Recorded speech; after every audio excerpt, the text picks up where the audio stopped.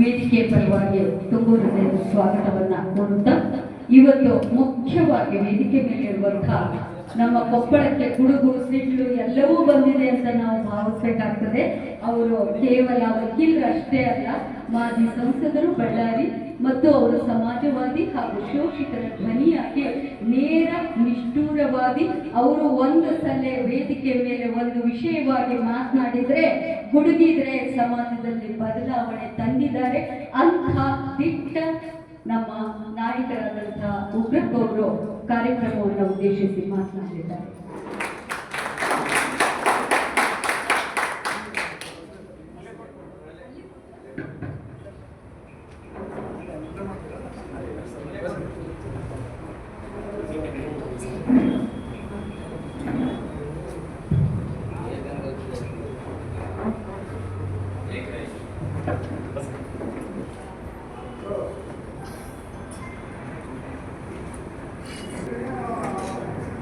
ಅತ್ಯಂತ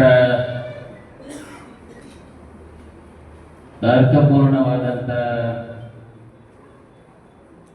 ಸಮಾರಂಭದ ವೇದಿಕೆಯಲ್ಲಿ ಆಸೀನರಾಗಿರ್ತಕ್ಕಂಥ ಗೆಳೆಯ ಮೂರ್ತಿಯವರೇ, ಈ ಭಾಗದ ವಿವಿಧ ವರ್ಗಗಳ ನಾಯಕರುಗಳೇ, ವಿವಿಧ ಧರ್ಮಗಳ ಪ್ರತಿನಿಧಿಗಳೇ, ಇಲ್ಲಿ ಸೇರಿರ್ತಕ್ಕಂಥ ವಿಚಾರವಂತ ನನ್ನ ಬಂಧುಗಳು, ಮೊದಲನೇದಾಗಿ ನಾನು ವಿಧಾನ ಪರಿಷತ್ತಿನಲ್ಲಿ ವಿರೋಧ ಪಕ್ಷದ ನಾಯಕನಾಗಿ 3 ಸಾರಿ ಶಾಸಕನಾಗಿ ಕೆಲಸ ಮಾಡುವಂತ ಗೆಳೆಯ ಮೂರ್ತಿಯವರು ನನಗೆ ಪರಿಚಯ, ಅವರಿಗೆ ಬರಬೇಕು ಅಂತ ಹೇಳಿದಾಗ, ಅದರಲ್ಲೂ ಸಂವಿಧಾನದ ಬಗ್ಗೆ ಮಾತನಾಡಬೇಕು ಅಂತ ಹೇಳಿದಾಗ ನಾನು ಇಲ್ಲ ಅಂತ ಹೇಳಲಿಕ್ಕೆ ಆಗಲಿಲ್ಲ. ಆಯ್ತಪ್ಪ ಬರ್ತೀನಿ ಅಂತ ಹೇಳಿ ಬಂದಿದ್ದೇನೆ. ಅದಕ್ಕೆ ನಾನು ಅವರಿಗೆ ಮತ್ತು ನಿಮ್ಮೆಲ್ಲರಿಗೂ ಸಹ ಹೃದಯಪೂರ್ವಕವಾದಂಥ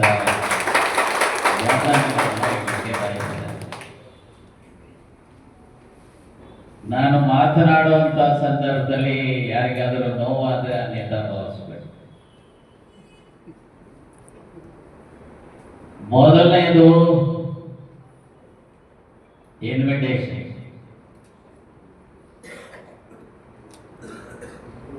ಇನ್ವಿಟೇಷನ್ ಹಾಕಬೇಕಾದ್ರೆ ನಮ್ಮ ವ್ಯಕ್ತಿತ್ವ ಗೊತ್ತಾಗ್ತದೆ. ನೋಡಿ, ಇದರಲ್ಲಿ ಸುಮ್ಮನೆ ನನ್ನ ಕೈಯನ್ನ ಕಣ್ಣ ಹರಿಸಿ ಲೆಕ್ಕ ಹಾಕಿದೆ 100 ಕರೆಕ್ಟ್ ಆಗಿದೆ.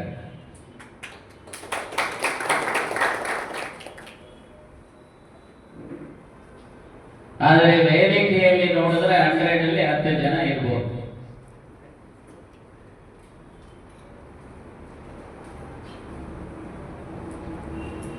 ಇಲ್ಲ,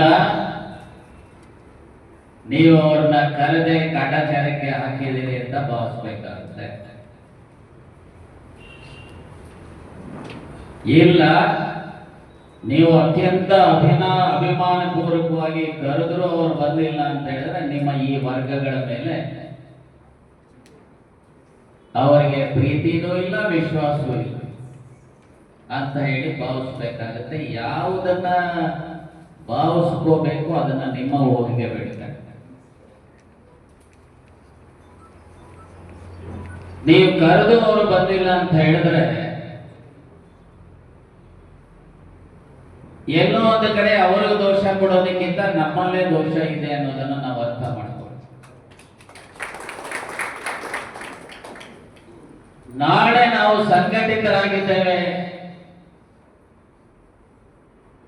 ನಮ್ಮ ಧ್ವನಿ ಕೀರ್ಲ ಧ್ವನಿ ಅಲ್ಲ, ಗಟ್ಟಿ ಧ್ವನಿ ಅನ್ನುವಂತ ಮೆಸೇಜ್ ಹೋದ್ರೆ ಅವರು ಬರ್ತಾರೆ, ಅವರ ಅಪ್ಪನೂ ಬರ್ತಾರೆ. ಆ ದಿಕ್ಕಿನಲ್ಲಿ ನೀವು ಸಂಘಟನೆ.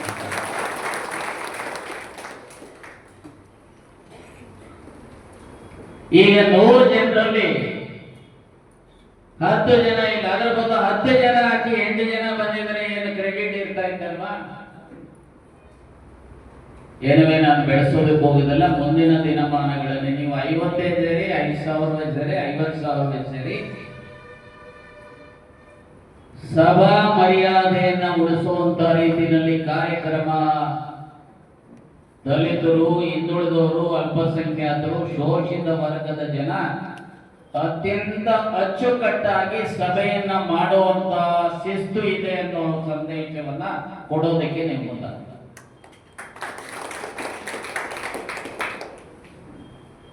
ಸೊ ಯಾಕೆ ಅಂದ್ರೆ ಈ ರಾಜ್ಯದಲ್ಲಿ 17.1% ಎಸ್ಟಿಗಳಿದ್ದಾರೆ, 7% ಎಸ್ಟಿಗಳಿದ್ದಾರೆ.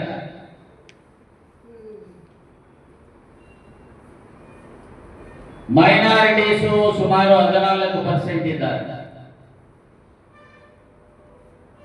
ಹಾಗೆ ಬ್ಯಾಕ್ವರ್ಡ್ ಕ್ಲಾಸಸ್ ನಮ್ಮ ಸರ್ಕಾರ ಹೇಳಿರೋ ಪ್ರಕಾರ ಈಗ 32% ಇದ್ದಾರೆ. 56 ಪ್ಲಸ್ 14 ಅಂದ್ರೆ 75.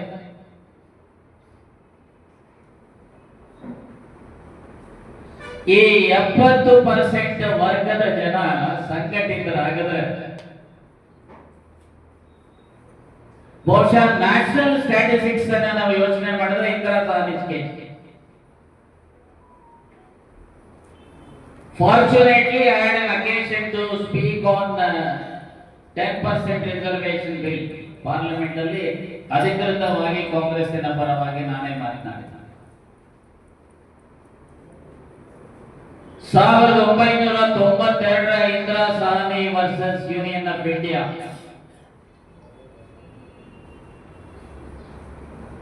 9 ಜಡ್ಜಸ್ ಜಡ್ಜ್ಮೆಂಟ್ ಅಲ್ಲಿ ಪ್ರಸ್ತಾಪ ಆಗಿರುವಂತ ರೀತಿಯಲ್ಲಿ ಯಾರು ಸೋಕಾಲ್ಡ್ ಮುಂದುವರೆದಿರುವಂತಹ ಜನರಿದ್ದಾರೆ, ಬ್ರಾಹ್ಮಣರು, ಕ್ಷತ್ರಿಯರು, ಭೂಮಿಯ ಕಾಯಸ್ಥಾಸ್, ಇವರುಗಳು ನಾನು ಹೇಳೋದಲ್ಲ, ಸುಪ್ರೀಂ ಕೋರ್ಟಿನ ನ್ಯಾಯಾಧೀಶರ ತೀರ್ಪಿನಲ್ಲಿ ಹೇಳ್ತಾರೆ 7.5%.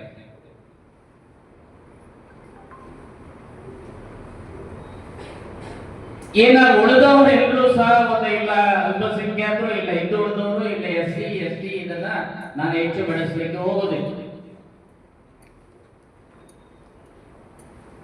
ಇದು ನ್ಯಾಷನಲ್ ಫಿಗರ್. ಆದ್ರೆ ನೋಡಿ ಅದನ್ನೇ ನಾವು ಯೋಚನೆ ಮಾಡಬೇಕು. ಐ ಥಿಂಕ್ 103 ಅಂತ ಕಾಣುತ್ತೆ ಅಮೆಂಡ್ಮೆಂಟ್, 10% ರಿಸರ್ವೇಶನ್. 10% ರಿಸರ್ವೇಶನ್ ಅನ್ನ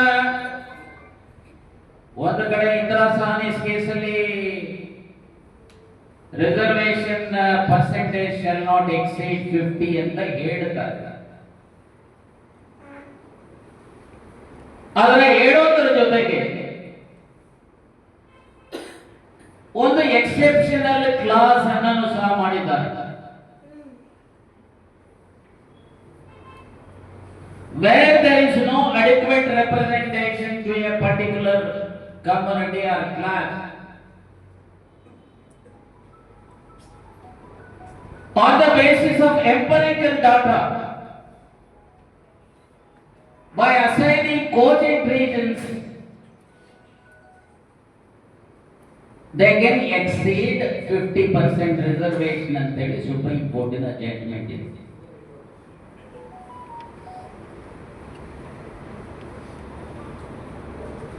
ಸೊ ಹಾಗಾಗಿ ಈಗ ಉದಾಹರಣೆಗೆ ನಮ್ಮ ಪಕ್ಕದ ರಾಜ್ಯ ತಮಿಳುನಾಡು 69% ಮೀಸಲಾತಿ ಇದೆ. ಅವತ್ತಿನ ಕಾಲಘಟ್ಟದಲ್ಲಿ ಪೊಲಿಟಿಕಲ್ ರೀಸನ್ಸ್ಗೆ, ಪೊಲಿಟಿಕಲ್ ಕಂಪಲ್ಷನ್ಸ್ 9 ಶೆಡ್ಯೂಲ್ಗೆ ಸೇರಿಸಿದ್ದಾರೆ. 9 ಶೆಡ್ಯೂಲ್ ಅಲ್ಲಿ ಇದ್ರೂ ಸಹ ಸ್ಟಿಲ್ 9 ಶೆಡ್ಯೂಲ್ ಅಲ್ಲಿ there is a bar. 9 ಶೆಡ್ಯೂಲ್ಗೆ ಯಾವುದೇ ಕಾನೂನನ್ನ ಸೇರ್ಪಡೆ ಮಾಡಿದ್ರೆ ಅದು ನ್ಯಾಯಾಲಯಗಳಲ್ಲಿ ಪ್ರಶ್ನೆ ಮಾಡೋ ಹಾಗಿಲ್ಲ ಅನ್ನುವಂತ ಒಂದು ಡಾಕ್ಟರ್ BR ಅಂಬೇಡ್ಕರ್ ಅವರು ಅದನ್ನು ಮಾಡಿದ್ದಾರೆ. ಆದ್ರೂ ಸಹ ಇವತ್ತು ಬಹಳಷ್ಟು ಜನ ನಮ್ಮ ಬೃಹಸ್ಪತಿಗಳಿದ್ದಾರೆ ಬೇರೆ ಬೇರೆ ನ್ಯಾಯಾಲಯಗಳಲ್ಲಿ. ನನ್ನ ಹೆಸರು ಹೇಳಬೇಕು, ಯಾಕಂದ್ರೆ ಒಬ್ಬ ವಕೀಲನಾಗಿ ಐ ನೋ ಮೈ ಲಿಮಿಟೇಷನ್.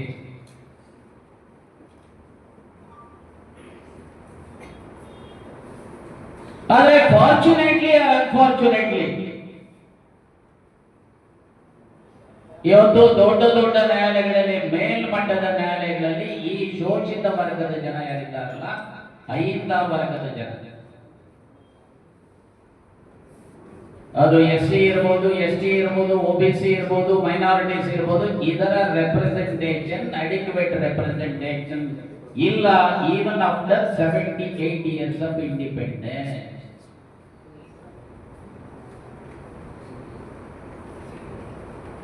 ಇದಕ್ಕೆ ಕಾರಣ ನಮ್ಮಲ್ಲಿ ಟ್ಯಾಲೆಂಟ್ ಇಲ್ಲ ಅಂತ ಅಲ್ಲ,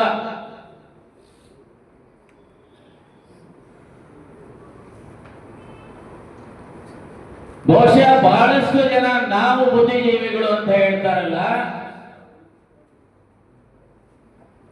ಅವರಿಗಿಂತ ಹೆಚ್ಚು ವಿದ್ವತ್ತು ಇರುವಂತ ವರ್ಗ ಯಾವುದಾದ್ರೂ ಇದ್ರೆ ಈ ದೇಶದ ಮೂಲ ನಿವಾಸಿಗಳಾಗಿರುವಂತ schedule caste, schedule tribes and other backward classes ಅನ್ನೋದನ್ನ ನಾವು ನೀವೆಲ್ಲರೂ ಸಹ ಅರ್ಥ ಮಾಡಬಹುದು.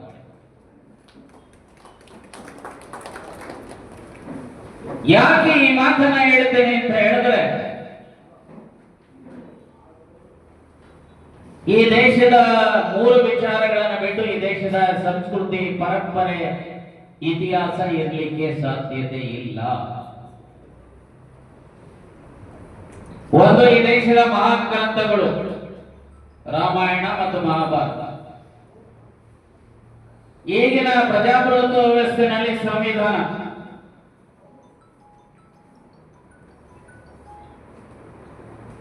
ಈ ಮಹಾನ್ ಗ್ರಂಥಗಳಾಗಿರುವಂತಹ ರಾಮಾಯಣ ಮಹಾಭಾರತವನ್ನ ಯಾರು ಈ ಸೋಕಾಲ್ಡ್ ಫಾರ್ವರ್ಡ್ ಕಮ್ಯುನಿಟೀಸ್ ನವರು ಏನ್ ಬರ್ತಿದ್ರಲ್ಲ,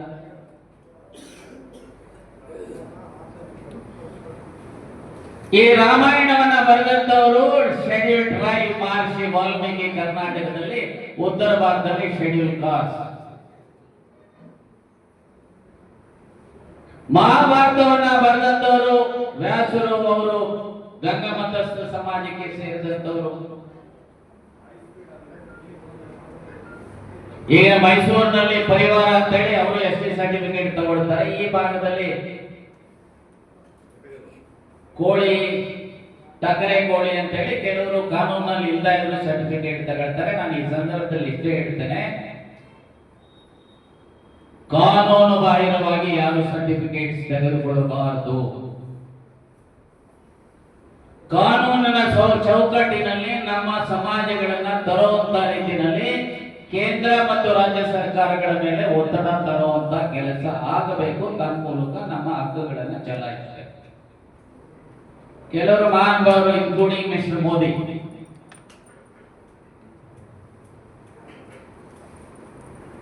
ಮೂಗಿಗೆ ತುಪ್ಪ ಹಚ್ಚಿ ಗುಲ್ಬರ್ಗದಲ್ಲಿ ಭಾಷಣ ಮಾಡಿ ಹೋಗಿದ್ದಾರೆ. ಬೇರೆ ಬೇರೆ ಕಡೆ ಗೋಲ್ಬರ್ಗೆ, ಕುರುಬರಿಗೆ, ಬಸ್ತರಿಗೆ ನಿಮ್ಮ SC ST ಅದು ಮಾಡ್ತೀವಿ ಅಂತ ಹೇಳಿ. ಅದು ಏನೇ ಇರಲಿ, ನಾನು ಇಷ್ಟೇ ಹೇಳಿಕೆ ಬಯಸ್ತೇನೆ, ಈ ದೇಶದ ಪರಂಪರೆ, ಸಂಸ್ಕೃತಿ, ಸಂಸ್ಕಾರವನ್ನ ಬಿಂಬಿಸುವಂತ ರಾಮಾಯಣ ಮಹಾಭಾರತವನ್ನ ಬರೆದಂತವರು ಈ ಶೋಷಿತ ವರ್ಗದ ಜನ, ಮಹರ್ಷಿ ವಾಲ್ಮೀಕಿ ಮತ್ತು ವ್ಯಾಸ. ಹಾಗೆ ಈ ದೇಶದ ಪ್ರಜಾಪ್ರಭುತ್ವ ವ್ಯವಸ್ಥೆಯನ್ನ ನೆಲೆಗೊಳಿಸಲಿಕ್ಕೆ ಕಾರಣರಾದಂತವರು, ಅರ್ಥಾತ್ ಸಂವಿಧಾನವನ್ನ ಬರೆದಿರುವಂತವರು ಡಾಕ್ಟರ್ BR ಅಂಬೇಡ್ಕರ್. ಇದನ್ನ ನಾವು ನೀವೆಲ್ಲರೂ ಸಹ ಅರ್ಥ ಮಾಡಿ,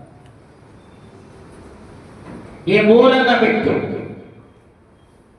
ರಾಮಾಯಣ, ಮಹಾಭಾರತ ಮತ್ತು ಸಂವಿಧಾನ ಬಿಟ್ಟು ಭಾರತದ ಏನಾದ್ರೂ ಹೇಳಲಿಕ್ಕೆ ಸಾಧ್ಯ? ಪ್ರಾಮಾಣಿಕವಾಗಿ ಹೇಳಿ. ಅಷ್ಟೇ ಅಲ್ಲ, ಈವನ್ ಯಾರು ಮುಂದುವರೆದವರ ಸಂಸ್ಕೃತಿ ಅಂತ ಅಥವಾ ಅವರ ಭಾಷೆ ಅಂತ ಹೇಳ್ತಾರೆ, ಸಂಸ್ಕೃತ,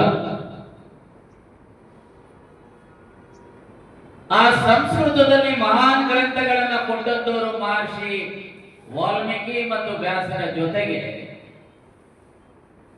ರಘುವಂಶ, ಕುಮಾರ ಸಂಭವ, ಮೇಘದೂತ, ಅಭಿಜ್ಞಾನ ಶಾಕುಂತಲ ಇವೆಲ್ಲನೂ ಬರೆದಂತವರು ಕವಿರತ್ನ ಕಾಳಿದಾಸ. ಕವಿರತ್ನ ಕಾಳಿದಾಸನು ಸಹ ಟ್ರೈಬಲ್, ಕಾಡು ಕುರುಬ ಯಾರಿದ್ದಾರೆ ಅವರು ಸಹ ಶೆಡ್ಯೂಲ್ ಟ್ರೈಬ್. ನಾನು ಯಾಕೆ ಈ ಮಾತನ್ನ ಹೇಳ್ತಾ ಇದ್ದೇನೆ, ಯಾರೊಬ್ಬನ ಸ್ವತ್ತಲ್ಲ. ಆ ಕಾಳಿದಾಸರ ಬಗ್ಗೆ ಒಂದು ಕಡೆ ಉಪಮಾ ಕಾಳಿದಾಸಸ್ಯ ಭಾರವೇ ರಕ್ತದವರು ದಂಡಿನಿ ಪದಲಾಲಿತ್ಯ ತ್ರಯೋ ಸಂತಿ ಮೇಘಾಗುಣ ಅಂತ ಹೇಳ್ತಾರೆ. ಸೊ ಹಾಗಾಗಿ ವಿದ್ವತ್ತು ಯಾರಪ್ಪನ ಸ್ವತ್ತಲ್ಲ. ವಿದ್ವತ್ತು ಇವತ್ತು ನಮಗೆ ಸಿಗಬೇಕಾದ್ರೆ ಅವಕಾಶಗಳು.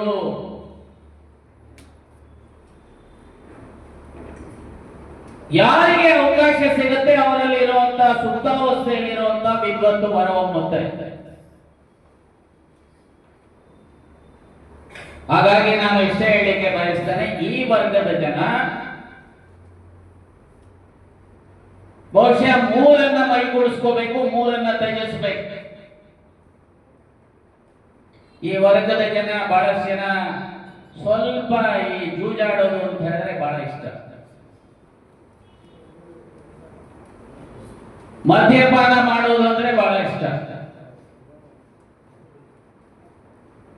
ಒಡಿ ಸಂಸ್ಕೃತಿ ಅಂದ್ರೆ ಬಹಳ ಇಷ್ಟ. ಅದರಲ್ಲೂ ವಿಶೇಷವಾಗಿ ಟ್ರೈಬಲ್ಸ್ಗೆ, ನಾಯಕರಿಗೆ ನಾನು ಅನೇಕ ಸಾರಿ ಹೇಳಿದೆ, ಅಲ್ಲಯ್ಯ ಬಡಿ ಸಂಸ್ಕೃತಿ ಅಲ್ಲ, ನಾವು ಮಹರ್ಷಿ ವಾಲ್ಮೀಕಿಯ ಮಕ್ಕಳಾಗಿದ್ದರೆ ಲೇಖನಿಯ ಸಂಸ್ಕೃತಿಯನ್ನ ಮೈಗೂಡಿಸ್ಕೋಬೇಕು.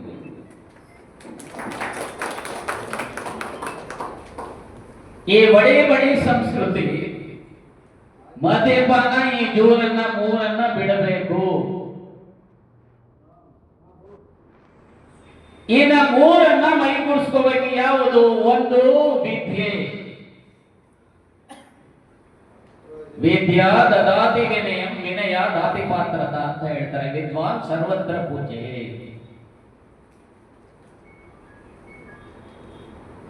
ಸೊ ಹಾಗಾಗಿ ವಿದ್ಯೆಯನ್ನ ಮೈಗೂಡಿಸ್ಕೋಬೇಕು. ವಿದ್ಯೆಗೆ ನೋ ಲಿಮಿಟೇಷನ್.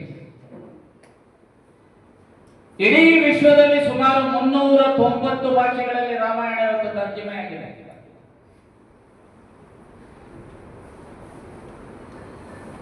ಹಾಗೆ ಮಹಾಭಾರತ, ಗೀತೆಯ, ಹಾಗೆ ಉದಾಹರಣೆಗೆ ಶೇಕ್ಸ್ಪಿಯರ್ಗೆ ಏನಾದರೂ ಲಿಮಿಟೇಷನ್ಸ್ ಇದೆಯಾ? ವಿದ್ವಾಂಸರಿಗೆ ಯಾವುದೇ ಎಲ್ಲೆಗಳಿಲ್ಲ, ಯಾವುದೇ ಲಿಮಿಟೇಷನ್ಸ್ ಇಲ್ಲ. ಆದರೆ ಒಂದು ನಾವು ಅರ್ಥ ಮಾಡ್ಕೋಬೇಕು, ಯಾರಿಗೆ ಅನುಯಾಯಿಗಳಿರ್ತಾರೆ. ಈಗ ಮೊಹಮ್ಮದ್ ಪೈಗಂಬರಿಗೆ ದೊಡ್ಡ ಅನುಯಾಯಿಗಳ ಸಮೂಹ ಇದೆ, ಅವರು ಜೀವಂತವಾಗಿದ್ದಾರೆ. ಯೇಸು ಕ್ರೈಸ್ತರಿಗೆ ಬಹುದೊಡ್ಡ ಅನುಯಾಯಿಗಳಿದ್ದಾರೆ, ಜೀವಂತವಾಗಿದ್ದಾರೆ. ಅಂಬೇಡ್ಕರ್ ಅವರಿಗೆ ಬಹುದೊಡ್ಡ ಸಮೂಹ, ಅವರಿಗೆ ಅನುಯಾಯಿಗಳಿದ್ದಾರೆ, ಜೀವಂತವಾಗಿದ್ದಾರೆ. ಬಸವಣ್ಣವರಿಗೆ ಬಹುದೊಡ್ಡ ಸಮೂಹ ಇದೆ, ಜೀವಂತವಾಗಿದ್ದಾರೆ. ಶಂಕರಾಚಾರ್ಯರಿಗೆ ಬಹುದೊಡ್ಡ ಸಮೂಹ ಇದೆ, ಅವರು ಜೀವಂತವಾಗಿದ್ದಾರೆ. ಆದರೆ ಈ ದೇಶಕ್ಕೆ ಕೊಟ್ಟಂತ ಮಹಾನ್ ಗ್ರಂಥಗಳು ಒಂದು ಕಡೆ ಹೇಳ್ತಾರೆ, ಇಷ್ಟ ಭಾರ್ಯ ಸುಮಿತ್ರಂಚ ತಾಂಬೂಲಂ ಭಾರತೀಯತ. ಇಷ್ಟವಾದಂತ ಹೆಂಡತಿ, ಇಷ್ಟವಾದಂತ ಸ್ನೇಹಿತ, ತಾಂಬೂಲ ಮತ್ತು ಭಾರತದ 2 ಕಥೆಗಳು ಸಹ ದಿನ ಕೇಳಲು ಹೊಸದಾಗಿ ಕಾಣ್ತಾವಂತೆ, ಯಾವತ್ತೂ ಒಳ್ಳೆಯದಾಗೋದೇ ಇಲ್ಲ. ಆದ್ರೆ ಅದನ್ನ ಬರೆದಂತ ಮಹರ್ಷಿ ವಾಲ್ಮೀಕಿ ಆಗಲಿ ಅಥವಾ ವ್ಯಾಸರಿಗಾಗಲಿ ಹೇಳುವಷ್ಟು ಅನ್ಯಾಯ ಇಲ್ಲದೆ ಇರೋದ್ರಿಂದ ಇವತ್ತು ಅವರು ಎಲ್ಲೋ ಒಂಥರ ಅವರ ಇಮೇಜ್, ಅವರ ಇದು ಕುಂಠಿತ ಸಾಗಿದೆ, ಇಮೇಜ್ ಡೆಮಿನಿಷ್ ಆಗ್ತಾ ಇದೆ. ಹಾಗೆ ನೋಡಿ, ಅಂಬೇಡ್ಕರ್ಗೆ ಈ ದೇಶದಲ್ಲಿ ಬಹುದೊಡ್ಡ ಸಮೂಹ ಅವರ ಜೊತೆಯಲ್ಲಿದೆ. ಅಂಬೇಡ್ಕರ್ ಅವರು ಇವತ್ತಿಗೂ ಜೀವಂತವಾಗಿದ್ದಾರೆ, ವೈಚಾರಿಕ. ಆದರೆ ಅದೇ ಮಹಾತ್ಮ ಗಾಂಧಿ, ಅದೇ ನೆಹರು ಅವರಿಗೆ ಫಾಲೋಯಿಂಗ್ ಸ್ಲೋಲಿ ಡಿಮಿನಿಷ್ ಆಗುತ್ತಾ ಇರೋದ್ರಿಂದ ಅವರಿಗೆ ಅಷ್ಟೊಂದು ಜೀವಂತವಾಗಿ ಇರುವಂತ ಅವರ ವಿಚಾರಧಾರೆಗೆ ಅರ್ಥ ಆಗ್ತದೆ. ಹಾಗಾಗಿ ನಾನು ಇಷ್ಟೇ ಹೇಳಲಿಕ್ಕೆ ಬಯಸ್ತೇನೆ, ನಾವು ಯಾವ ವಿಚಾರಗಳನ್ನು ನಂಬುತ್ತೇವೆ, ಯಾವ ವಿಚಾರಧಾರೆಗೆ ನಾವು ಡೆಡಿಕೇಟ್ ಮಾಡಿಕೊಡ್ತೇವೆ, ಅದಕ್ಕೆ ಕಾರಣರಾದಂತವರನ್ನ ಪ್ರತಿನಿತ್ಯ ನಮನ ಮಾಡ್ತಕ್ಕಂಥದ್ದು, ಪ್ರತಿನಿತ್ಯ ಅವರನ್ನ ಗೌರವಿಸ್ತಕ್ಕಂಥದ್ದು, ಪ್ರತಿನಿತ್ಯ ಅವರ ವಿಚಾರಧಾರೆಗಳಲ್ಲಿ ಬದುಕನ್ನ ಸಾಗಿಸ್ತಕ್ಕಂಥದ್ದೇ ನಾವು ಮಾಡಬೇಕಾಗಿರುವಂತ ಕೆಲಸ ಅಂತೇಳಿ ನಾನು ಭಾವಿಸ್ತೇನೆ. ನೋಡಿ, ಇವತ್ತು ಸಂವಿಧಾನ ಎಷ್ಟು ಜನ ನೀವು ಅರ್ಥ ಮಾಡೋಣ ಗೊತ್ತಿಲ್ಲ, ಎಷ್ಟು ಜನ ಸಂವಿಧಾನ ಓದಿದಿರೋ ಗೊತ್ತಿಲ್ಲ. ನಾನೊಬ್ಬ ವಕೀಲಾಗಿ ಹೊಟ್ಟೆಪಾಡಿಗೆ ಸಂವಿಧಾನ ಓದಬೇಕಾಗಿತ್ತು, ಓದ್ದೆ. ಒಂದು 6 ವರ್ಷಗಳ ಕಾಲ ಒಂದು ಲಾ ಕಾಲೇಜಿನಲ್ಲಿ ಬಹಳ ದೊಡ್ಡವರೆಲ್ಲ ನನ್ನ ಸ್ಟೂಡೆಂಟ್ಸ್. 6-7 ವರ್ಷಗಳ ಕಾಲ ಸಂವಿಧಾನ ಒಂದು ಲಾ ಕಾಲೇಜಲ್ಲಿ ಪಾಠ ಮಾಡಿದ್ದೇನೆ, ಪಾರ್ಟ್ ಟೈಮ್ ಪ್ರೊಫೆಸರ್.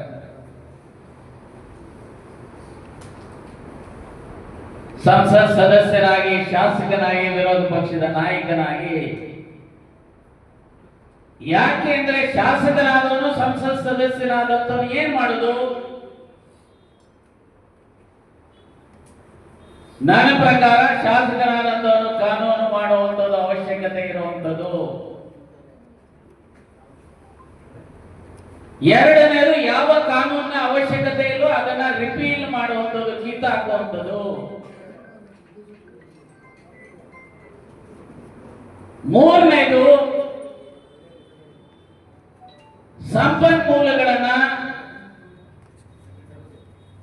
ಸಂಪನ್ಮೂಲಗಳನ್ನ ರೂಢಿಸುವಂತದಕ್ಕೆ ಸಲಹೆ ಕೊಡುವಂಥದ್ದು.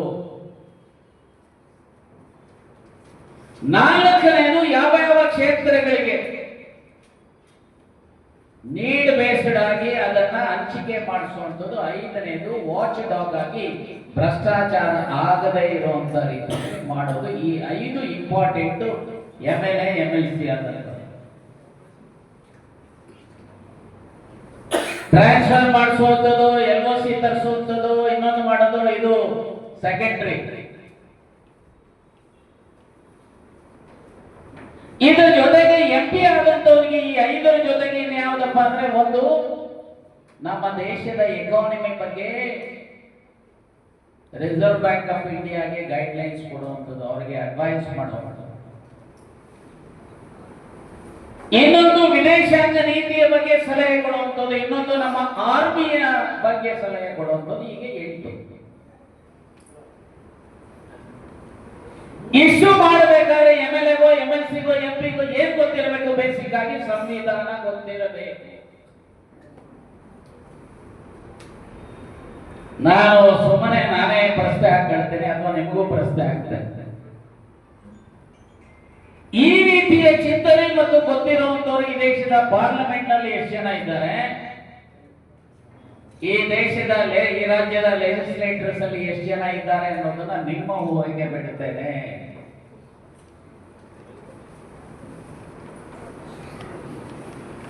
ನೋಡಿ, ಇವತ್ತು ಸಂವಿಧಾನ 2 ಸಾರಿ ಸಂವಿಧಾನದ ದಿನವನ್ನ ಆಚರಣೆ ಮಾಡಿದ್ದಾರೆ ಅಲ್ವಾ? 26th ನವೆಂಬರ್, January 26th,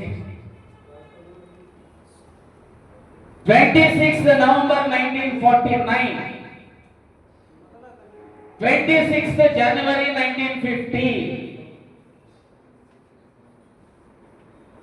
ಯಾಕೆ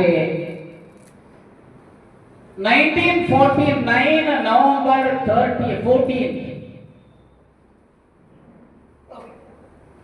third time clause by clause ಅನ್ನ ಕಾನ್ಸ್ಟಿಟ್ಯೂಂಟ್ ಅಸೆಂಬ್ಲಿ ನಲ್ಲಿ ಈ ಡ್ರಾಫ್ಟೆಡ್ ಕಾನ್ಸ್ಟಿಟ್ಯೂಷನ್ ಅನ್ನ ಓದ್ತಾರೆ. Constituent assembly doctor BR Ambedkar ಬರ್ಕೊಟ್ಟಿರುವಂತ ಅವರು ಮತ್ತು ಅವರ ಟೀಮ್.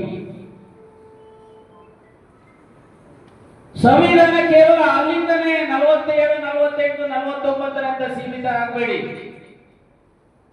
1928, 29 ನೆಹರು ರಿಪೋರ್ಟ್ ಅಂತ ಒಂದಿದೆ, ಅದರಲ್ಲಿ ಆಲ್ಮೋಸ್ಟ್ 60% ಲೆಜಿಸ್ಲೇಚರ್ ಅಂದ್ರೆ ಏನು, ಪಾರ್ಲಿಮೆಂಟ್ ಅಂದ್ರೆ ಏನು, ಹೈಕೋರ್ಟ್ ಅಂದ್ರೆ ಏನು, ಸುಪ್ರೀಂ ಕೋರ್ಟ್ ಅಂದ್ರೆ ಏನು, ಅಡ್ವೊಕೇಟ್ ಜನರಲ್ ಅಂದ್ರೆ ಏನು, ಫಂಡಮೆಂಟಲ್ ರೈಟ್ಸ್ ಅಂದ್ರೆ ಏನು, ಫೈನಾನ್ಸ್ ಅಂದ್ರೆ ಏನು, ಇವೆಲ್ಲವನ್ನೂ ಸಹ 1929 ರಿಪೋರ್ಟ್ ಅಲ್ಲಿ ಇದೆ.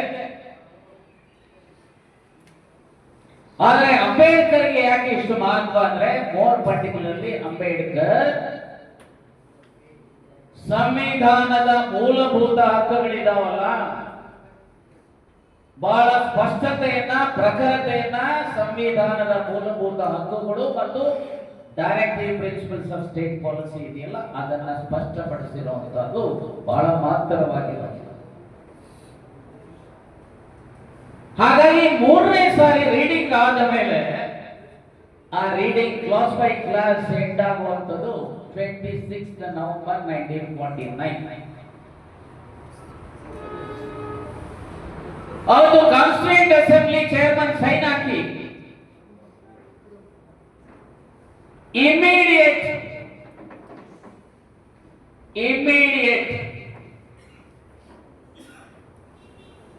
ಸಿಟಿಜನ್ಶಿಪ್ ಪ್ರಾವಿಷನ್ಸ್,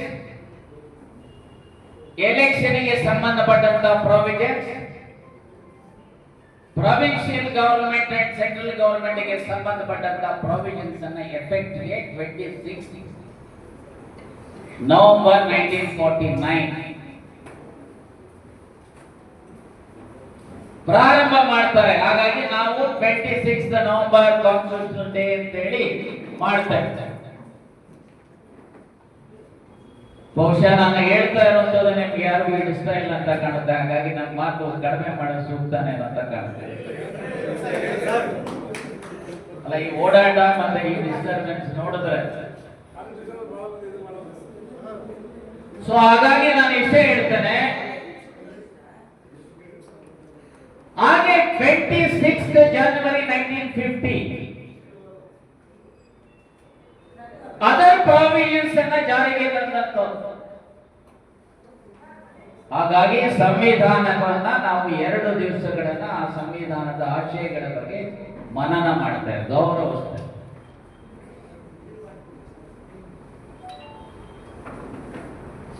ಆದ್ರೆ ನನಗೆ ನಿಮ್ಮ ಮೂಲಕ ಕೇಳಲಿಕ್ಕೆ ಬಯಸ್ತೇನೆ, ಡಾಕ್ಟರ್ BR ಅಂಬೇಡ್ಕರ್ ಅವರಲ್ಲಿ, ಗಾಂಧಿ ಆಗಲಿ ಅಥವಾ constituent assembly chairman other members ಬಯಸಿದಂತ ಸಂವಿಧಾನದ ಆಶಯಗಳು ಇವತ್ತು 78 ವರ್ಷಗಳ ಸ್ವಾತಂತ್ರ್ಯದ ನಂತರವೂ ಜಾರಿಯಾಗಿದ್ದಾವ?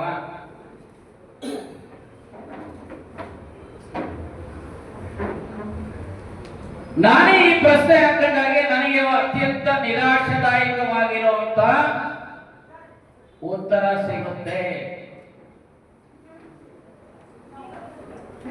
ಇವತ್ತು ರಾಜಕೀಯ ವ್ಯವಸ್ಥೆಗಳನ್ನು ನೋಡಿದ್ರೆ ಬಹುಶಃ ಅಂಬೇಡ್ಕರ್ ಅವರು ಇದ್ರೆ ದಿನನಿತ್ಯ ಅವರು ನೋವನ್ನು ಅನುಭವಿಸ್ತಾ ಇದ್ರು ಇವತ್ತಿನ ವಿದ್ಯಮಾನಗಳ ಬಗ್ಗೆ. ಇವತ್ತಿನ ರಾಜಕೀಯ ವ್ಯವಸ್ಥೆ ಹೇಗಾಗಿದೆ ಅಂತಂದ್ರೆ, ಆ ಕಾಲಘಟ್ಟದಲ್ಲಿ ಜನರಿಂದ, ಜನರಿಗಾಗಿ, ಜನರಿಗೋಸ್ಕರ ಇದ್ದಂತ ಪ್ರಜಾಪ್ರಭುತ್ವ ವ್ಯವಸ್ಥೆ.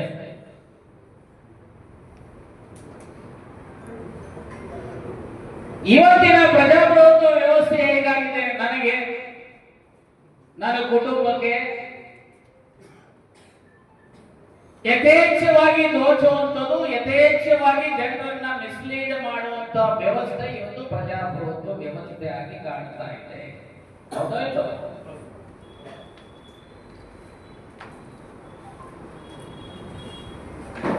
ಜನರಿಗೋಸ್ಕರ ಇವತ್ತು ಪ್ರಜಾಪ್ರಭುತ್ವ ವ್ಯವಸ್ಥೆ ಅನೇಕ ಜನ ಇವತ್ತು ಫ್ಯೂಡಲ್ಸ್ ಶುರುವಾಗಿದ್ದಾರೆ.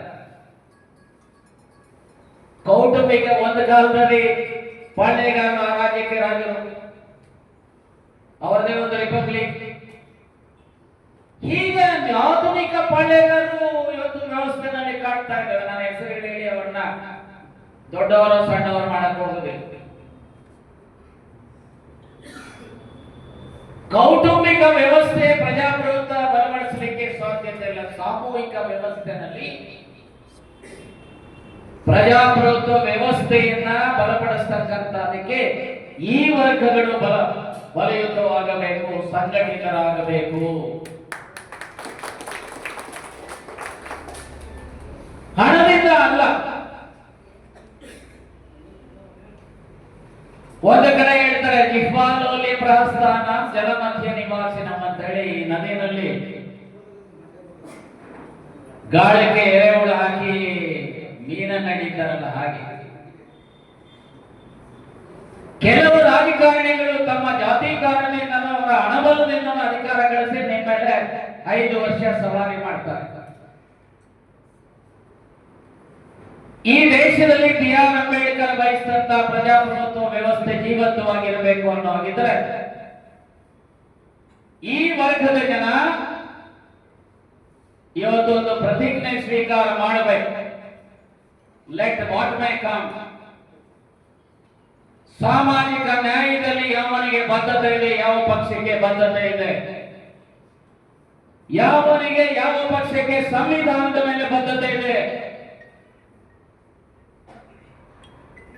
ಎಲ್ಲ ವರ್ಗದ ಜನರ ವಿಶ್ವಾಸವನ್ನ ಗಳಿಸುವಂತ ಎಲ್ಲ ಜನರಿಗೆ ಸಾಮಾಜಿಕವಾಗಿ, ಶೈಕ್ಷಣಿಕವಾಗಿ, ಆರ್ಥಿಕವಾಗಿ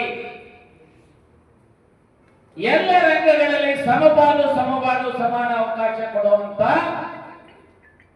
ಯಾವ ಪಕ್ಷ ಯಾವ ವ್ಯಕ್ತಿ ಇದೆ ಅವನ್ನ ಬೆಂಬಲಿಸ್ತೀವಿ ಹೊರತು ಹಣಕ್ಕೋಸ್ಕರನೋ ಹೆಂಡಕ್ಕೋಸ್ಕರನೋ ಜಾತಿಗೋಸ್ಕರನೋ ನಾವು ಬೆಂಬಲಿಸೋದಿಲ್ಲ ಅನ್ನುವಂತ ಪ್ರತಿಜ್ಞೆ ಸ್ವೀಕಾರ ಮಾಡಿ ಆ ದಿಕ್ಕಿನಲ್ಲಿ ಸಂಘಟಿತರಾದರೆ ನೈಜ ಪ್ರಜಾಪ್ರಭುತ್ವ ವ್ಯವಸ್ಥೆಯನ್ನ ದೇಶದಲ್ಲಿ ಕಾಣಲಿಕ್ಕೂ ಸಾಧ್ಯತೆ ಆ ದಿಕ್ಕಿನಲ್ಲಿ ನಾವು ನೋಡಿ. ಇವತ್ತು ಸಂವಿಧಾನದ ಅಡಿಯಲ್ಲಿ ನಮಗೆ ರಿಸರ್ವೇಶನ್ ಒಂದು ಕಡೆ article 340, 341, 342 red with article 15 and 16. Ambedkar ಅವರು ಹೇಳಿದ್ರು 10 ವರ್ಷ ರಿಸರ್ವೇಶನ್ ಅಂತ, ಥಿಂಕಿಂಗ್ ದಟ್ 10 ವರ್ಷದಲ್ಲಿ ಈ ಸಮಾಜವನ್ನ ಮುಖ್ಯವಾಹಿನಿಗೆ ತರಬಹುದು ಅಂತ ಹೇಳಿ. 70 ವರ್ಷ ಆದರೂ ಸಹ ಈ ವರ್ಗಗಳನ್ನ ಮುಖ್ಯವಾಹಿನಿಗೆ ತಂದಿಲ್ಲ.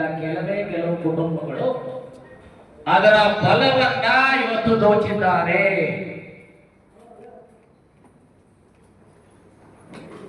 ಸೊ ಹಾಗಾಗಿ ಎಲ್ರಿಗೂ ಸರ್ವರಿಗೂ ಸಮಪಾಲು ಸಿಗಬೇಕು ಅನ್ನೋ ಹಾಗಿದ್ರೆ ನಾವು ರೀಥಿಂಕ್ ಮಾಡಬೇಕು. ನೋಡಿ ಇವತ್ತು ಏನಾಗಿದೆ, ಸುಪ್ರೀಂ ಕೋರ್ಟ್ ಅಲ್ಲೂ ಹೈಕೋರ್ಟ್ ಅಲ್ಲಿ ಈ ವರ್ಗದ ಈ ಚಿಂತನೆ ಇರುವಂತವರು ಕಡಿಮೆ ಇದ್ದಾರೆ. ಪಾರ್ಲಿಮೆಂಟ್ ಅಸೆಂಬ್ಲಿಗಳಲ್ಲಿ ಈ ಚಿಂತನೆ ಇರುವಂತವರು ಕಡಿಮೆ ಇದ್ದಾರೆ. ಈಗ ಮೊನ್ನೆ ನಮ್ಮ ರಾಜ್ಯದಲ್ಲಿ 2022ರಲ್ಲಿ ನಮ್ಮಗಳ ಅನೇಕ ಹೋರಾಟಗಳ ಕಾರಣದಿಂದ ಸದನದ ಒಳಗಡೆ ಹೊರಗಡೆ ಮತ್ತು ರಾಜ್ಯವ್ಯಾಪಿ ರಾಷ್ಟ್ರವ್ಯಾಪಿ ಹೋರಾಟ ಮಾಡಿದಂತ ಹಿನ್ನೆಲೆಯಲ್ಲಿ ಎಸ್ಸಿಗೆ 15 ಬದಲು 17% ಮೀಸಲಾತಿ ಹೆಚ್ಚಿಸಲಾಯಿತು. ಎಸ್ಸಿಗೆ ಯಾವ ಎಸ್ಸಿ 19th ಏಪ್ರಿಲ್ 1991 ಅನೇಕ ಜನರಿಗೆ ಇವೇನು ಗೊತ್ತೇ ಇಲ್ಲ. ಈಗೆಲ್ಲ ಮಹಾನ್ ಲೀಡರ್ಗಳಾಗ್ಬಿಟ್ಟಾರೆ. ರಾಮಕೃಷ್ಣ ಹೆಗಡೆ, ಚಂದ್ರಶೇಖರ್ ಅವರ ಅವಧಿ, ರಾಮಕೃಷ್ಣ ಹೆಗಡೆ ದೇವೇಗೌಡರ ಅವಧಿನಲ್ಲಿ ರೆಕಮೆಂಡ್ ಆಯಿತು ನವಾಲ್ಮೀಕಿ ಸಮಾಜದ ಪರ್ಯಾಯ ಪದವಿ. ಕುರುಬರದ್ದು ರೆಕಮೆಂಡ್ ಆಗಿತ್ತು, ಅವ್ರು ರಿಜೆಕ್ಟ್ ಆಯಿತು, ನಾವು ಬಿಡ್ಲಿಲ್ಲ. 19th ಏಪ್ರಿಲ್ 1991 ಪರ್ಯಾಯ ಪದಗಳನ್ನು ಸೇರಿಸಿದ ಮೇಲೆ ಈ ರಾಜ್ಯದ ಜನಸಂಖ್ಯೆಯಲ್ಲಿ 7% ಎಸ್ಟಿ ಆಯಿತು. 1991 2022 ವರೆಗೂ 3% ಎಸ್ಸಿಗಳು 17.1% ಇರಬೇಕಾದ್ರೆ 15%. ಹೋರಾಟದ ಫಲವಾಗಿ 56%ಗೆ ಅವತ್ತಿನ ರಾಜ್ಯ ಸರ್ಕಾರ ರೆಕಮೆಂಡ್ ಮಾಡಿ ಅದನ್ನ ಸಂವಿಧಾನದ 9th ಶೆಡ್ಯೂಲ್ಗೆ ಸೇರಿಸಬೇಕು ಅಂತ ಹೇಳಿ ಪತ್ರ ಬರೆದ. ಇಲ್ಲಿವರೆಗೂ 9th ಶೆಡ್ಯೂಲ್ಗೂ ತರಲಿಲ್ಲ. ಅಥವಾ ಯಾವ 10% ಅಪ್ಪರ್ ಕ್ಲಾಸ್ ಅವರಿಗೆ ನಾನು ಹೇಳಿದೆ 7.5% ಇರೋರಿಗೆ ಒಂದು ಕಡೆ 50% ರಿಸರ್ವೇಶನ್, ಅದರ ಜೊತೆಗೆ ಅಪ್ಪರ್ ಕ್ಲಾಸ್ ಅಲ್ಲಿ ಇರುವಂತವರಿಗೆ ಯಾರು ನೋಡಿ ಅವರಿಗೆ 8 ಲಕ್ಷ ಲಿಮಿಟ್ ಅಂತ ಎಕನಾಮಿಕ್ ಇನ್ಕಮ್ ಲಿಮಿಟ್. ಅದೇ ಟ್ರೈಬಲ್ಸ್ ಗೆ ಲಿಮಿಟ್ 2.5 ಲಕ್ಷ, ಸೀದಾ ಅನಾಮಲಿ. ಸೊ 7.5%ಗೆ 50 + 10 ಎರಡು ಸೇರಿದ್ರೆ 50 ಅಂತ ಇಟ್ಕೊಳ್ಳೋಣ, ಅವರಿಗೆ ಕೊಡಬಹುದಂತೆ. ಆದ್ರೆ ಇಲ್ಲಿ with empirical data and with cogent aside the reason 56% recommend ಮಾಡಿ ಕೇಂದ್ರ ಸರ್ಕಾರ 9th ಶೆಡ್ಯೂಲ್ಗೆ ಸೇರಿಸಲಿಲ್ಲ ಅಂತ ಹೇಳಿದ್ರೆ, ಇವರು ಜನರ ಪರವಾಗಿದ್ದಾರೋ ಸಾಮಾಜಿಕ ನ್ಯಾಯದ ಪರವಾಗಿದ್ದಾರೋ ಅದರ ವಿರುದ್ಧ ಇದ್ದಾರೋ ಅನ್ನೋದನ್ನ ನಾವು ನೀವೆಲ್ಲರೂ ಸಹ ಅರ್ಥ ಮಾಡ್ಕೋಬೇಕು. ಏನಿವರಪ್ಪನ ಸ್ವಂತ ಇದೆಲ್ಲ, ಯಾವನು ನಮ್ಮ ಹಕ್ಕುಗಳಿಗೆ ವಿರುದ್ಧ ಇದ್ದಾರೆ ಅಂತವರನ್ನ ಧಿಕ್ಕರಿಸ್ತಕ್ಕಂಥದ್ದು, ಅವರ ವಿರುದ್ಧ ಧ್ವನಿ ಎತ್ತಕ್ಕಂಥದ್ದೇ ಈ ವರ್ಗಗಳ ಹಕ್ಕ ಆಗಬೇಕು ಅಂತ ಹೇಳಿಕೆ ಬಯಸ್ತೇನೆ. ನ್ಯಾಯಾಧೀಶರು ಅವರಿಗೆ ಅಥವಾ ಅವ್ರಿಗೆ ಅರ್ಥ ಆಗೋದಿಲ್ವೋ ಅಥವಾ ಅವರನ್ನ ಅರ್ಥ ಮಾಡಿಸುವಂತ ವಕೀಲರ ಕೈಲಿ ಆಗ್ತಾ ಇಲ್ವೋ ಗೊತ್ತಿಲ್ಲ. ನೋಡಿ, ಈ ದೇಶದಲ್ಲಿ ಅಸೆಂಬ್ಲಿ ಮತ್ತು ಪಾರ್ಲಿಮೆಂಟ್ಗೆ ಜನಸಂಖ್ಯೆಗೆ ಅನುಗುಣವಾಗಿ SC ಮತ್ತು ST ಗೆ ಮೀಸಲಾತಿ ಇರಬೇಕು. ಅಸೆಂಬ್ಲಿಗೂ ಕೊಟ್ಟಿದ್ದಾರೆ, ಪಾರ್ಲಿಮೆಂಟ್ಗೂ ಕೊಟ್ಟಿದ್ದಾರೆ. ಜಿಲ್ಲಾ ಪಂಚಾಯತ್, ತಾಲೂಕ್ ಪಂಚಾಯತ್, ನಗರಸಭೆ, ಗ್ರಾಮ ಪಂಚಾಯತಿನಲ್ಲಿ ಈ SC ST ಗಳಿಗೆ ಜನಸಂಖ್ಯೆಗೆ ಅನುಗುಣವಾಗಿ ಕೊಟ್ಟಿದ್ದಾರೆ. ಅಷ್ಟೇ ಅಲ್ಲ, 2030 1974ರಲ್ಲಿ ಇಂದಿರಾ ಗಾಂಧಿ ಅವರು ಸೋಷಿಯಲ್ ವೆಲ್ಫೇರ್ ಮಿನಿಸ್ಟರ್ಗಳ ಸಮ್ಮೇಳನದಲ್ಲಿ ಮಾಡಿದಂತ ರೆಸಲ್ಯೂಷನ್ ಆಧಾರದ ಹಿನ್ನೆಲೆಯಲ್ಲಿ SC ST ಗಳಿಗೆ ಪ್ರತಿ ಬಜೆಟ್ ನಲ್ಲಿ ಅವರ ಜನಸಂಖ್ಯೆಗೆ ಅನುಗುಣವಾಗಿ ಹಣವನ್ನು ಅಲೋಕೇಟ್ ಮಾಡಬೇಕು ಅಂತ ಹೇಳಿ ಇಂದಿರಾ ಗಾಂಧಿ ಆಗಲೇ ತೀರ್ಮಾನ ಮಾಡಿದ್ರು. ಅದರ ಹಿನ್ನೆಲೆಯಲ್ಲಿ ನಮ್ಮ ರಾಜ್ಯದಲ್ಲಿ 2013 SCP TSP ಕಾನೂನು ಮಾಡಿದ್ದೇವೆ. ಹಾಗೆ ಆಂಧ್ರದಲ್ಲಿ ಮತ್ತು ತೆಲಂಗಾಣದಲ್ಲಿ ಮಾಡಿದ್ದಾರೆ. ನಮ್ಮ ರಾಜ್ಯ ಸರ್ಕಾರದ ಬಜೆಟ್ ಸುಮಾರು 4 ಲಕ್ಷ ಕೋಟಿ ಒಂದು ವರ್ಷಕ್ಕೆ. ಓಕೆ, 2 ಲಕ್ಷ ಕೋಟಿ ಸಾಲ, ಆಮೇಲೆ ಸ್ಯಾಲರಿ ಎಕ್ಸೆಟ್ರಾ ಎಕ್ಸೆಟ್ರಾ ಕೊಡ್ತಾರೆ. ಇನ್ನೊಂದು 2 ಲಕ್ಷ ಕೋಟಿ ಅಭಿವೃದ್ಧಿ. ಆ ಅಭಿವೃದ್ಧಿಗೆ ಕೊಡುವಂತ ಈಗ ST ಗೆ ಸುಮಾರು 7% ಅಂದ್ರೆ 14 ಕೋಟಿ, 14,000 ಕೋಟಿ. SC ಗೆ 17% ಅಂದ್ರೆ 34,000 ಕೋಟಿ.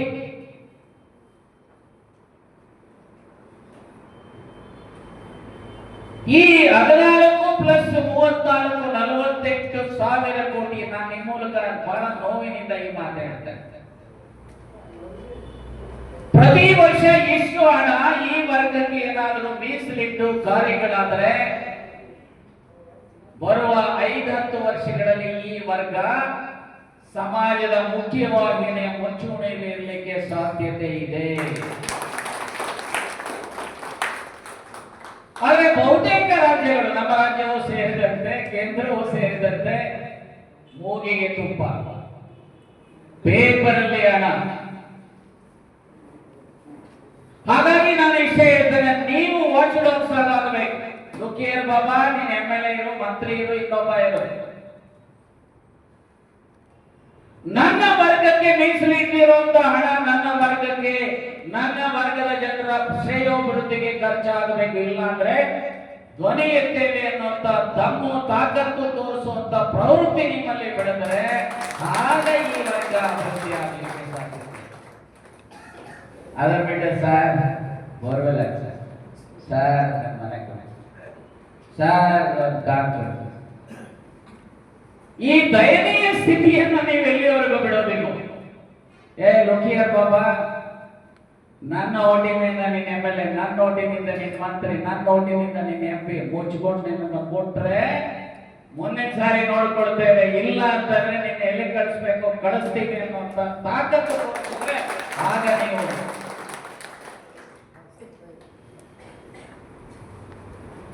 ಸೊ ಈಗ ಇವತ್ತು SCP TSP ನಲ್ಲಿ ಕೊಡ್ತಾರೆ.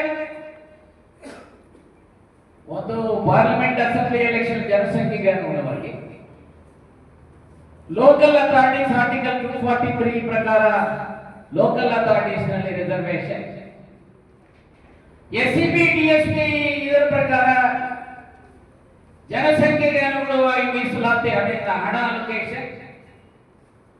ಇಂದಿರಾ ಸಾಹನಿ ಕೇಸಲ್ಲಿ ಹೇಳ್ತಾರೆ empirical data and with the quotient assigns quotient reasons by assigning quotient reasons reservation ಅನ್ನ ಜಾಸ್ತಿ ಮಾಡಬಹುದು. ಇದನ್ನ ಯಾವುದೂ ಅರ್ಥ ಮಾಡಿಕೊಳ್ಳದೆ ಇವತ್ತು ನಮ್ಮ ನ್ಯಾಯಾಲಯಗಳು ಒಂದು ಕಡೆ ಸೆಟಿಸೈಡ್ ಮಾಡ್ತವೆ, ಒಂದು ಕಡೆ ಸ್ಟೇ ಕೊಡ್ತವೆ. ಇದು ಎಲ್ಲೋ ಒಂದು ಕಡೆ ಸಾಮಾಜಿಕ ನ್ಯಾಯಕ್ಕೆ ಕೊಡುವಂತ ಇಂಡೈರೆಕ್ಟ್ ಆಗಿ ಕೊಡಲಿ ಪೆಟ್ಟು.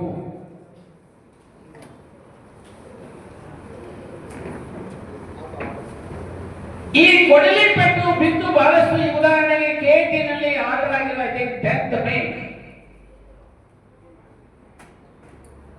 2025 ಯಾರು ಸಹ ಧ್ವನಿ ಇರ್ತಾರೆ. ಯಾಕೆ ಹೈಕೋರ್ಟ್ ನಲ್ಲಿ ಸ್ಟೇ ಆಗಿರುವುದು ಇತ್ತೀಚೆಗೆ, ಯಾಕೆ ಯಾರು ಧ್ವನಿ ಇರ್ತಾ ಇಲ್ಲ?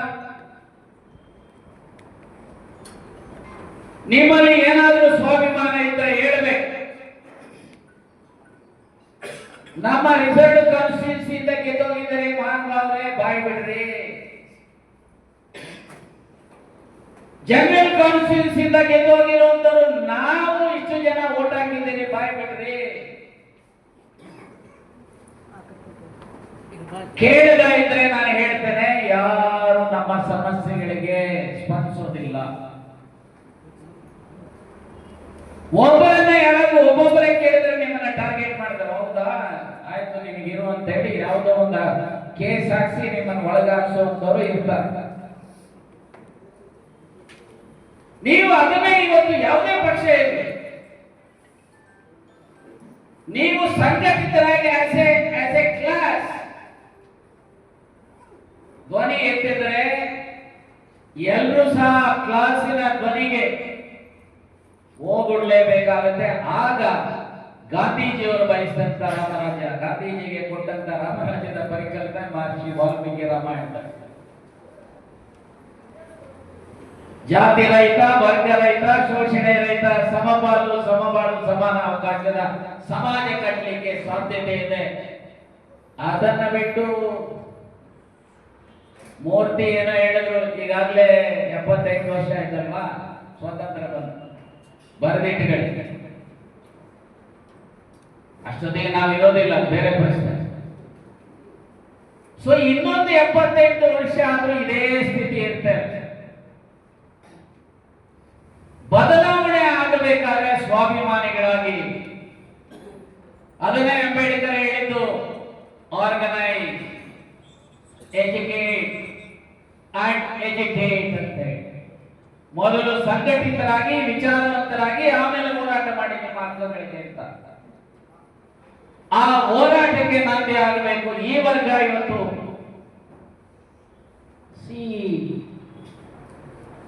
ನಾನು ಇಂದಿರಾ ಸಾಹನಿ ಕೇಸ್ ಬಂದಾಗ ನಾನು ಹೆಸರು ಹೇಳೋದಿಲ್ಲ, ಬಹಳ ದೊಡ್ಡ ಸ್ಥಾನಮಾನ ಬಂದಿದ್ದಂತ.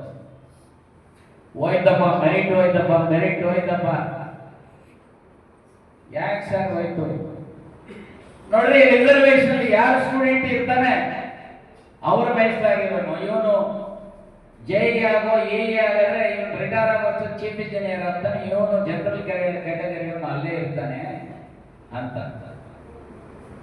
ನಾನು ಅವ್ರಿಗೆ ಹೇಳಿದೆ. ಒಂದು ಕೆಲಸ ಮಾಡಿ ಸರ್, 5 ಮನೆ ಸೆಲೆಕ್ಟ್ ಮಾಡಿ, ಒಂದು ಬ್ರಾಹ್ಮಣರದು, ಒಂದು ಲಿಂಗಾಯತರದು, ಒಂದು ಒಕ್ಕಲಿಗರದು, ಒಂದು ಹಿಂದುಳಿದವ್ರದ್ದು, ಒಂದು SC. ಹಾಗೆ 5 ಜನ ಈ ವರ್ಗದ ಮಕ್ಕಳನ್ನ ಸೆಲೆಕ್ಟ್ ಮಾಡಿ, ಈ ಮಕ್ಕಳನ್ನ ವಾರದ ಮನೆಗೆ ಕಳಿಸಿ ಊಟ ಮಾಡೋದು. ಬ್ರಾಹ್ಮಣರ ಊರುಗಳನ್ನ ಶೆಡ್ಯೂಲ್ ಕಾಸ್ಟ್ ಮನೆಗೆ ಬಂದ್ರೆ ದೇವರೇ ಬಂದ ಅಂತ ಹೇಳಿ ಅವನಿಗೆ ಪೂಜೆ ಮಾಡ್ತಾರೆ, ಊಟ ಕೊಡ್ತಾರೆ, ಎಲ್ಲ ದಕ್ಷಿಣೆ ಕೊಟ್ಟು ಕಳಿಸ್ತಾರೆ. OBC ಮನೆಗೆ ಹೋದ್ರು ಅದೇ ಕೊಡ್ತಾರೆ, ಒಕ್ಕಲಿಗರ ಮನೆಗೆ ಹೋದ್ರು ಅದನ್ನೇ ಮಾಡ್ತಾರೆ, ಲಿಂಗಾಯತರ ಮನೆಗೆ ಹೋದ್ರು ಆಲ್ಮೋಸ್ಟ್ ಅದನ್ನೇ ಮಾಡ್ತಾರೆ. ಬ್ರಾಹ್ಮಣರು ಅವ್ರ ಜೊತೆಲಿ ಕೊಂಡು ರಿವರ್ಸ್ ಮಾಡಿ ಮಾಲರನ್ನ ಬ್ರಾಹ್ಮಣರ ಮನೆಗೆ ಕಳಿಸಿದ್ರೆ ಆಚೆ ಆಗ್ತಾರೆ. ಕೈಗೊಂದು ಎಲೆ ಕೊಟ್ಟು ಆಚೆ ಎಲ್ಲರೂ ಅಲ್ಲ, ಕೆಲವು ವೀರಶೈವ ಸಮಾಜಕ್ಕೆ ಮಠಗಳಲ್ಲಿ ಎಲ್ಲರೂ ಆಗ್ತಾರೆ, ಆದ್ರೆ ಮನೆಗಳಿಗೆ ಹೋದಾಗ ಕೆಲವರು ಅದನ್ನೇ ಮಾಡ್ತಾರೆ. ಒಕ್ಕಲಿಗರ ಮನೆಗೆ ಹೋದಾಗಲೂ ಅದನ್ನೇ ಮಾಡ್ತಾರೆ. ಬ್ಯಾಕ್ವರ್ಡ್ ಕ್ಲಾಸ್ ಮನೆಗೆ ಹೋದ್ರು ಅದನ್ನೇ ಮಾಡ್ತಾರೆ. ಎಸ್ಸಿಗಳ ಮನೆಗೆ ಹೋದ್ರು ಅದನ್ನೇ ಮಾಡ್ತಾರೆ. ಅಷ್ಟೇ ಯಾಕೆ ಲೆಫ್ಟ್ ರೈಟ್ ಮನೆಗೆ ಹೋದ್ರೆ ರೈಟ್, ಲೆಫ್ಟ್ ಮನೆಗೆ ಹೋದ್ರೆ ಅವರು ಅದೇ ಮಾಡ್ತಾರೆ. ಅದು ಭೂಮಿ ಲಂಬಾಣಿ ಮನೆಗೆ ಹೋದ್ರು ಅದನ್ನೇ ಮಾಡ್ತಾರೆ ಅಲ್ವಾ? ಈ ತಾರತಮ್ಯ ಹೋಗಲಾಡಿಸ ಅದೇ ಇನ್ನೊಂದು ಹೇಳಲಿಕ್ಕೆ ಬಯಸ್ತೇನೆ. ನನಗೆ ಒಂದು ಘಟನೆ ನಡೆದಿದೆ.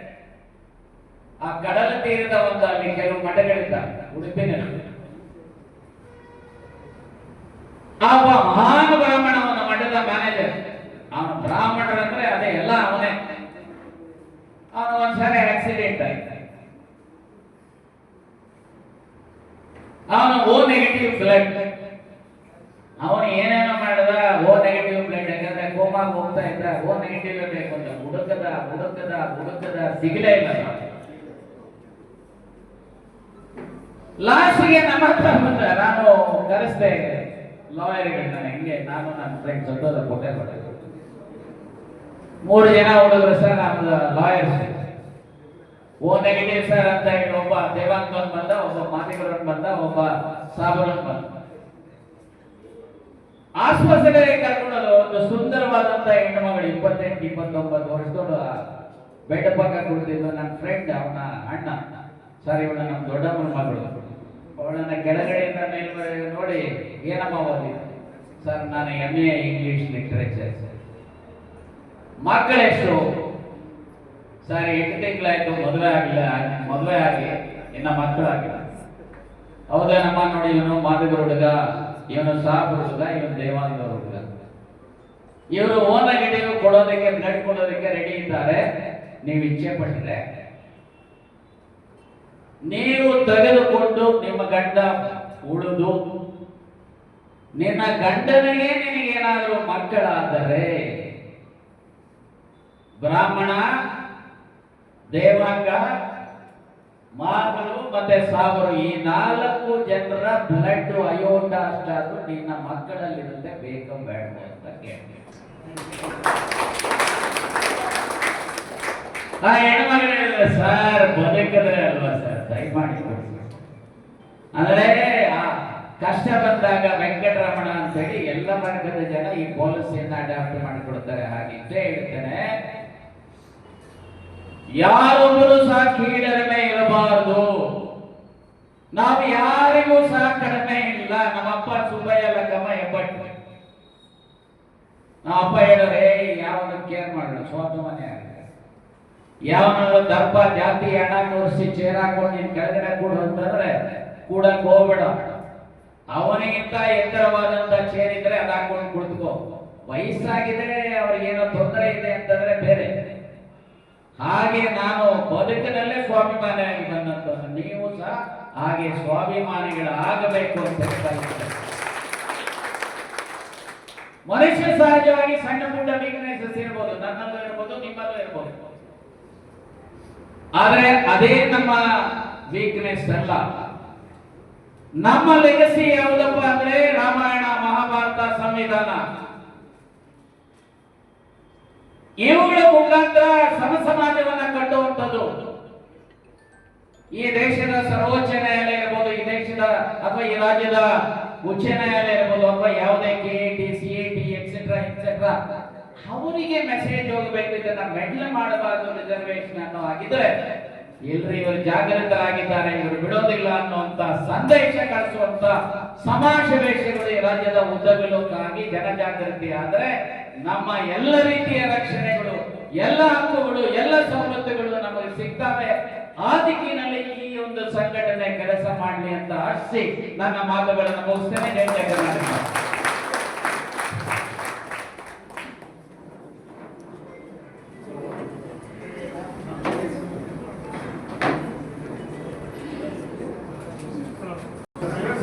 ಕಾರ್ಯಕ್ರಮದ ಪರವಾಗಿ ಹಿರಿಯರಿಗೆ ಗೌರವ ಸನ್ಮಾನ